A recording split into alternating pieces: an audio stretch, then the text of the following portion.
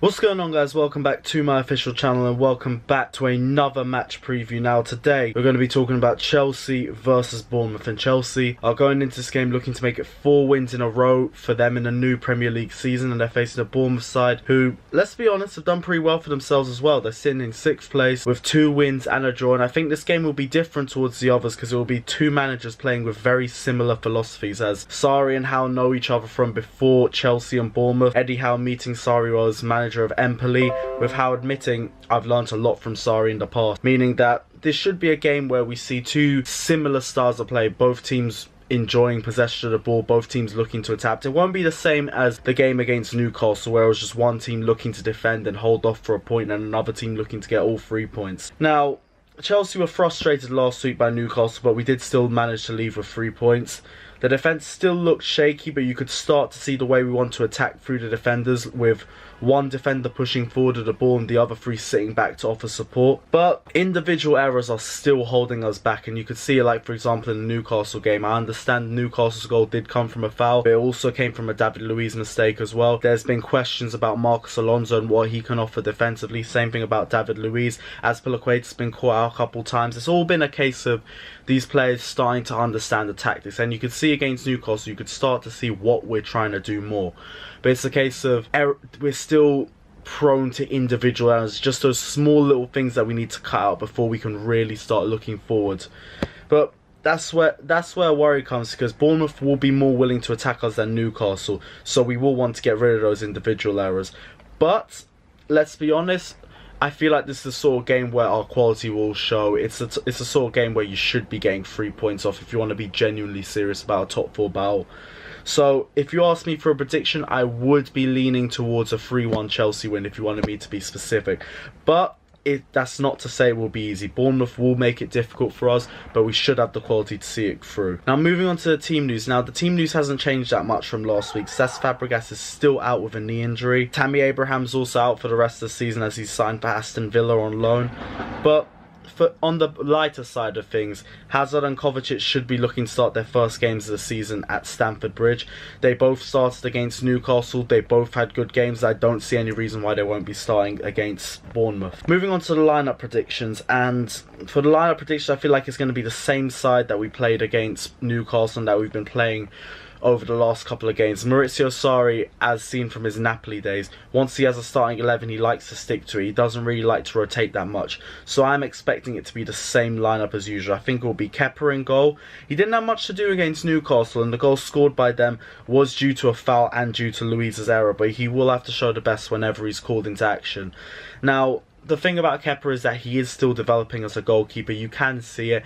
I still use the Arsenal game as an indicator of what he possesses and what he needs to improve on. He's very quick to get to the ball. He just lacks the strength behind the ball to actually keep the ball out.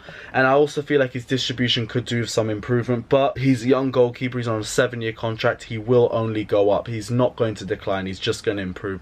So it's just something that we got to wait to see how long it takes to improve. Moving on to the back 4, and I'm going to go with the same back 4 as usual. Alonso, Luiz, Rudiger and Azpilicueta. Now, this defence is great going forward. They're all strong on the ball. They're great ball playing defenders, but the defence is prone to counterattacks, as well as the individual errors I was talking about before. So those seem more like tactical problems, which will start to improve in time.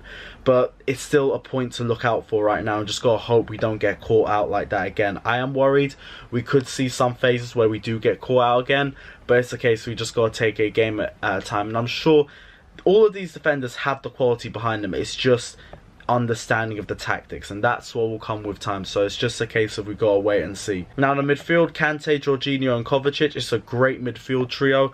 They're very hard to dispossess, but the one fault with that midfield is that there isn't a dive. Moving on to midfield, and in midfield we're going to have Kante, Jorginho and Kovacic. Now, this is a great midfield trio and it's very hard to dispossess, but it lacks a direct threat to goal, and that's my one issue with it.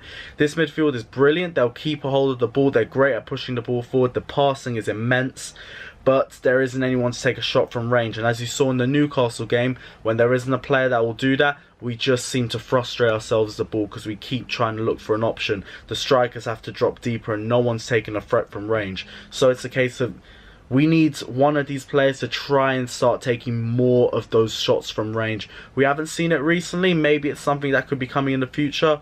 But as of right now, that's just one little talking point from the midfield. But other than that, I haven't really got much to complain.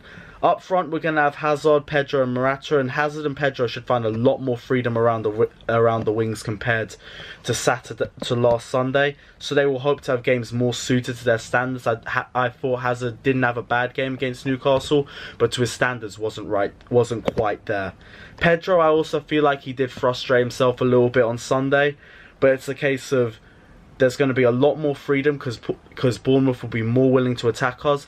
So it's a case of we just have to take the chances as they come. We're going to have a lot more freedom around the wings. We just have to use it perfectly. And in strike, we're going to go with Alvaro Morata. Now, his link-up play was great against Newcastle, but he found himself isolated a lot, which is why he had to drop deeper to get the ball more. He'll have a lot more freedom, just like Hazard and Pedro. He'll have a lot more freedom in the final third, but he needs to influence himself throughout the 90 minutes. He has a habit of showing up for a good period and then just disappearing for the rest of the game. We need to start seeing building more confidence, being about having more of an influence around the 90 minutes, which is something he's lacked this season. I believe he's got the quality to show it, but it's just a case of will he show it. But guys, this is my predictions. This is my preview for Chelsea versus Bournemouth. If you like this video, don't forget to like and subscribe to Carefree Lewis G, and I'll see you around very, very soon. Up the Chelsea.